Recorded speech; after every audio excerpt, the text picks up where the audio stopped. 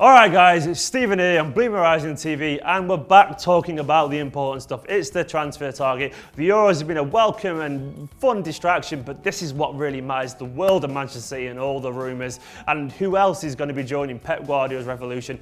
Where else to start other than Aymeric Laporte? Now, I know a few of you have been getting a little bit sketchy and wondering when is this going to be done, and it's easy to get apprehensive when things take a little bit of time, but I think this will be done this week. I know it's quite a bold claim, but the rumours were that City were just waiting for medical confirmation that he was finally over his injuries. There's been plenty of posts from Laporte himself on Twitter showing him training with a ball, showing him turning and looking pretty fresh, and that's encouraging seeing as he had a dislocated ankle and a broken leg, which must be painful. But yeah, City wanted that confirmation, which is understandable given they're going to spend potentially a very large sum of money on the player.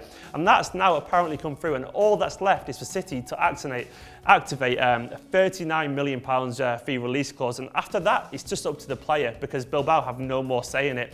I think it'll happen. I've been watching the videos like we all have, and he looks some player. He's very, very Pep in style. The best thing about Laporte is that he reads the game. Now, a lot of criticism about our defenders has been that they're very reactive, not necessarily always in the right place. Like Mangala, Otamendi, good physical defenders, but they're always very last gasp and they're always reacting to situations as opposed to reading them. This is where Laporte comes in. He seems to be a thinker, and that's the bit I like about him. He seems to be very elegant, very composed. He's got a good turn of pace, and he's left-footed, so he'd fit alongside one of our right-footed centre-backs perfectly. I think this will happen. I think Laporte will look at City, think they are the best bet for me because I will improve exponentially under the best manager in the world at Man City and Guardiola. And I think this will happen soon. I think it's just a case now of just pushing through the finer details of the transfer, because these things do take time, because it's a multi-million-pound contract that needs a raging gate. It's a big business transaction, but it'll happen soon. So I'm going to move him in towards the middle rings of the transfer target, because I think we'll finally be putting the announced Laporte hashtag to bed, because I think we'll have a new signing within the next few days.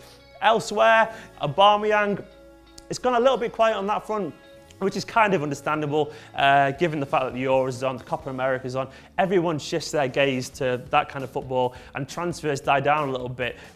It will be back though, and I think it'll be back with a vengeance. I don't think this rumour is going away anywhere.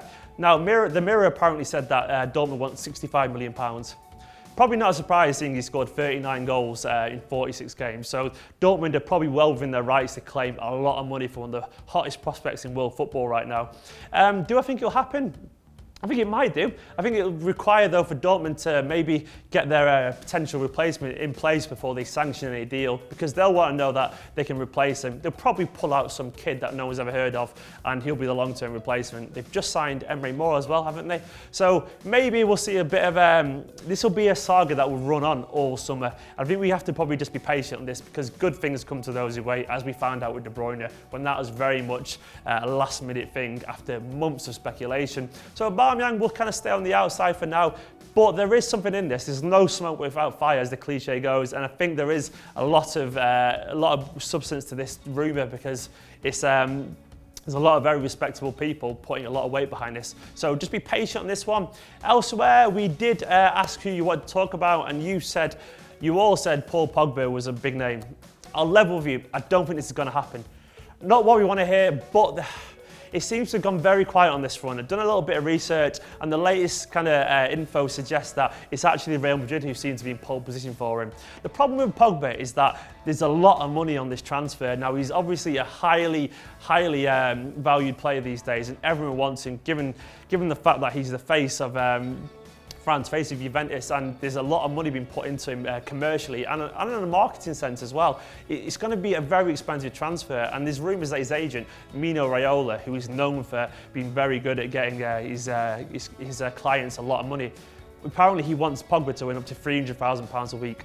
I don't see City sanctioning that, because we have a wage structure in place, and that would elevate him immediately above the likes of Aguero, De Bruyne, the City's captain, Vincent Kompany.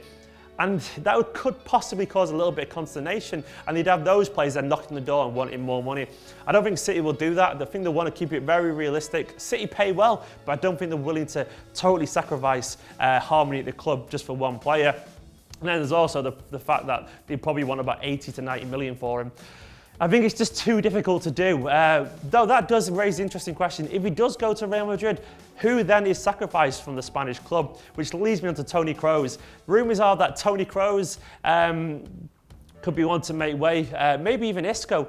I don't see Kroos moving on myself, but stranger things have happened. We all looked at Angel Di Maria. They sold him after he was man of the match in the Champions League. You'd think he would have been untouchable, but he wasn't.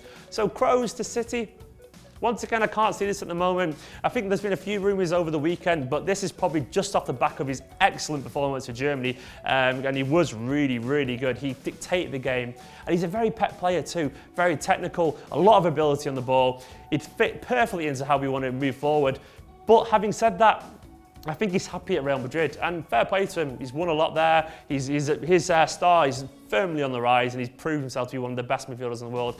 I'm going to keep him and Pogba on the outer rings for now because I can't see this one developing unless something drastic happens at either Juventus or Real Madrid. So there's a kind of chain reaction players become available. But yeah, they are the 4 big names that everyone wanted to talk about. There's plenty more to discuss as well. Who have you seen at the Euros? Is there any names that you wanted to discuss on the next transfer target? Because stars always seem to come out of nowhere every single time there's a major tournament. But yeah, get in the comments below. And if you haven't already, subscribe as well onto to BlueMoonRisingTV because this is the place where we discuss all transfer updates, all things Manchester City and all gossip. Drop a like on the video, get in the comments below, and we'll see you soon.